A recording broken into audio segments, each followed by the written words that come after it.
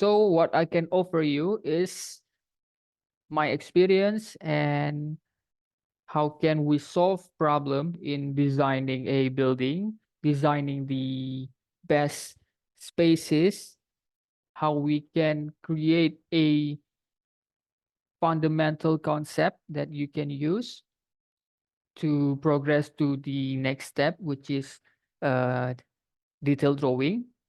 But with me, we can discuss about the site analysis and then room programs, room organization, and then we saw um, the case studies from other buildings that we can implement in our project. We discuss all of those information into a good, strong fundamental concept for you to use.